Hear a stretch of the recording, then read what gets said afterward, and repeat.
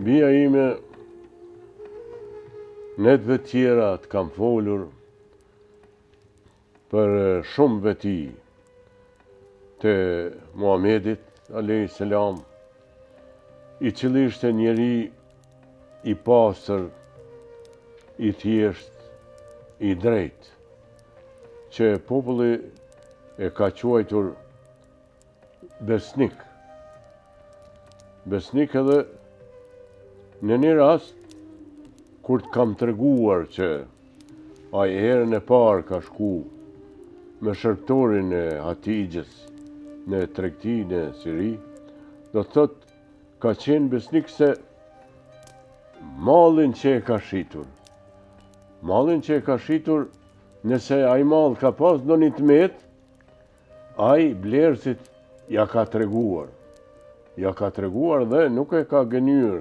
Do thot, i ka thonë, ky mall është kështu.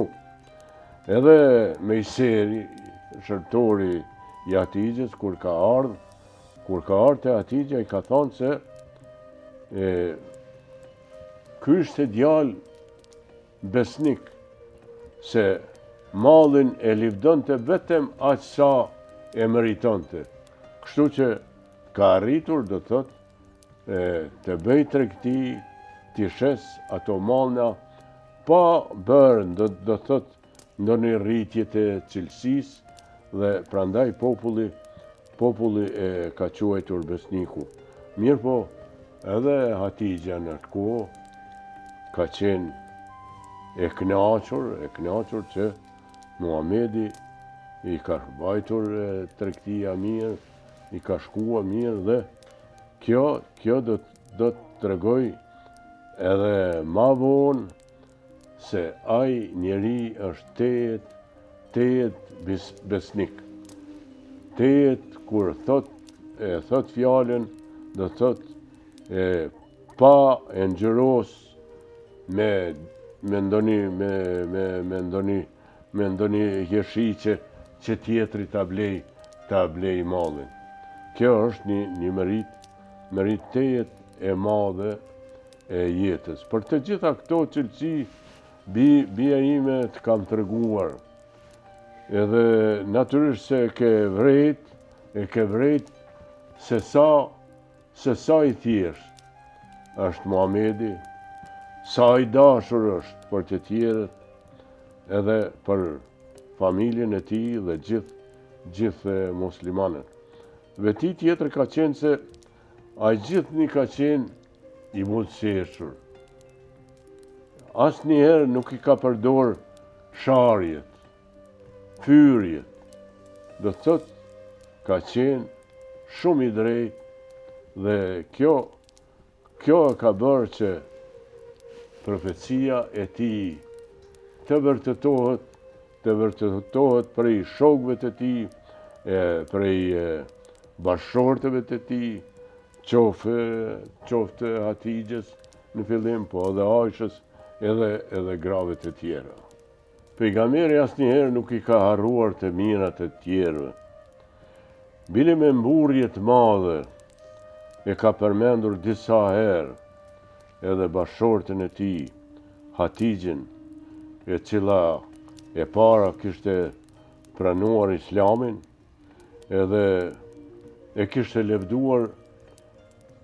Atëherë Aisha ju kishte drejtuar, pejgamberit ju kishte drejtuar, i kishte thënë, o profet, shumë po e lëvdon këtë zonjë plak, po Perëndia nuk të fali një grua më të re se ajo, një grua më të bukur, edhe më të mirë. Pse po e përmend ka shumë? Muhamedi gati u zemërua, por i tha, Aisha, ti nuk e din sa e mirë ka qenë ajo me mua, dhe sa e ka ndihmuar Islamin ajo. Kur vinte Halimja, gjithdhënësja e tij, për ta vizituar Muhamedin kur ishte profet, profeti ngriti në këmbë e puthte gjithëncën Halimin në balë, edhe e heqte rrobat e tij, edhe jashtronte. Ndërsa kur e përcillte me dhuratat mëdha dhe shpesh herë me devet ngarkuara me dhurata për Halimin. Njëherë ndodhi që një njeri prej festarëve aty në Medinë vinë e thonë se një djalë i ri, i një udhëheci islam aty, e ka bërë një gabim edhe për gabimin duhet dënohet, kështu që kemi ardhë të ndërhysh që mos dënohet. Muhamedi gati me zemrim ju kthye atij njeriu dhe i tha: shiko, edhe te popujt tjerë kanë udhëhequr dhe kanë bërë gabime të mëdha, kur kanë ndihmuar ndonjë njeri i cili ka qenë familja e tij e pasur,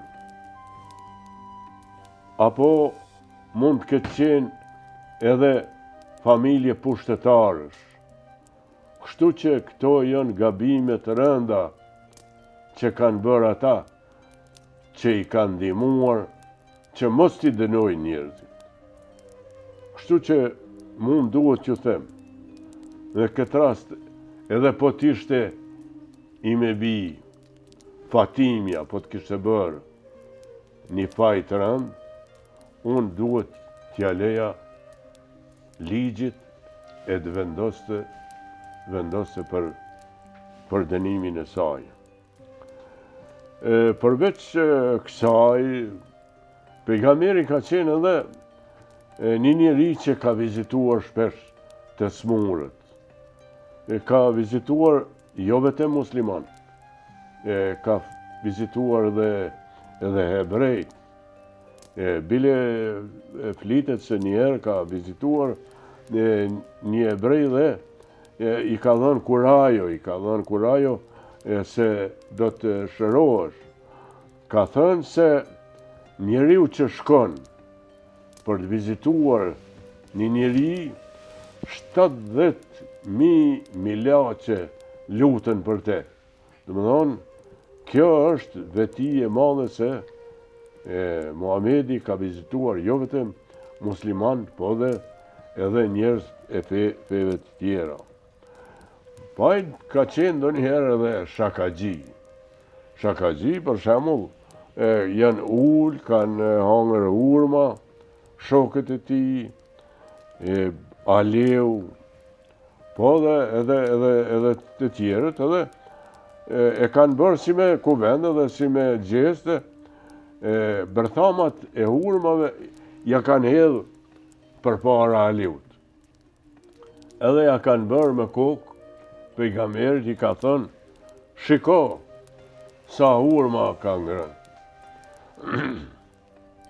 Aleu ka shikuar edhe ka gjetë një përgjigje. Ka thonë: unë kam hangër urma, shumë kam hangër. Mirë po, të tjerët i kanë hangër urmat, po i kanë hangër edhe bërthamat. Se asë një bërtham nuk e kanë pas për para.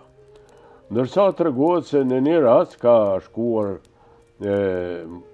pejgamberi për të vizituar një plak, edhe plaka pas bisedave që kanë bërë, i ka thënë se a do të hy une në xhenet. Pejgamberi është përgjigjet dhe ka thënë se plakat nuk hynë në xhenet. Atëherë plaka e ka ndi vetën keq dhe Muhamedi është përgjigjur, i ka thënë se kur të hysh ti në xhenet, do t'jesh vajzëri.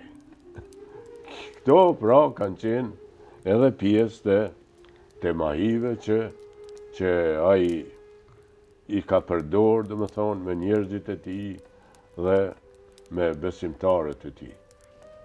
Muhamedi, bia ime, ishte një njeri i përmbajtur. Shpesh kur shkonte në mbledhjet e këshillit, nuk kërkonte të zinte vend i pari, dhe më thonë, ulej aty ku kishte vend, dhe jo të delte i pari, edhe nuk lejonte që t'ja puthnin dorën. Jo, thëke se një gjest i tillë nuk është gjest yni, është gjest i huaj dhe gjest i feve tjera, çka Islami e ka për detyrë, dhe më thonë, njerëzisht të sillet me Islamin, edhe ai do të thotë është një njeri që e vuri në jetë fjalën paq. Fjala paq që muslimanët thonë selam, pra do të thotë paq. Selam është paq. Edhe thotë se ne duhet të sillemi mirë me fëmijët. Mirë me fëmijët me secilin, qofshin ata musliman apo të feve tjera. Ndërsa një herë tjetër flitet se pejgamberi në një pemë ra për të pushuar dhe kishte zër gjumi, dhe kur i qeli syt, mbi vetin e tij e pa një beduin i cili kishte nxjerr shpatën nga klefi dhe i tha pejgamberit, kush do të shpëtoj tash? Pejgamberi u përgjigj, Allahu, i tha. Beduinit, kur e tha i fjalën Allahut, i ra shpatën nga dora. Atëre mori shpatën Muhamedi dhe i tha beduinit, po tash, kush do të shpëtoj ty? Beduini e luti Muhamedin që ta falte, edhe Muhamedi e fali bija ime, dhe beduini u kthy te njerëzit e tij dhe tha se Muhamedi vërtet është njeri i urtë, është njeri i falës. Këtë njeri të urtë dhe falës e kemi parë bija ime edhe kur është çliruar Meka, se të gjithë kundërshtarët e tij që dikur i kanë munduar muslimanët, ai i ka falë. Dhe ka lënë një porosi se njeriu duhet ta përmbajë veten e tij dhe të mos jetë i zemëruar edhe kur duhet të jetë i zemëruar, por ta përmbajë veten.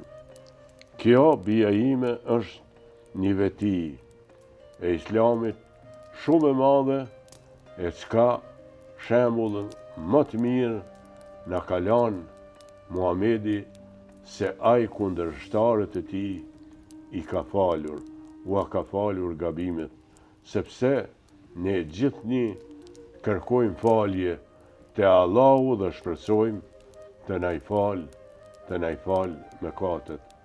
Pra, kjo është një veti e madhe e Islamit që ka thënë pejgamberi, njeriu duhet ta përmbajë veten e tij.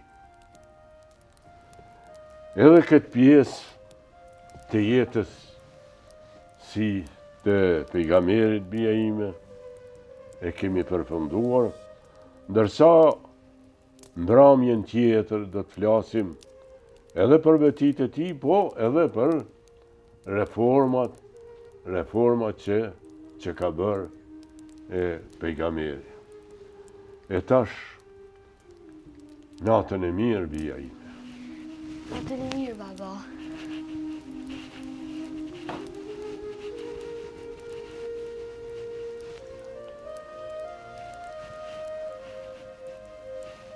Kam shpresë se do t'i mbaj të gjitha në mend. bia ime.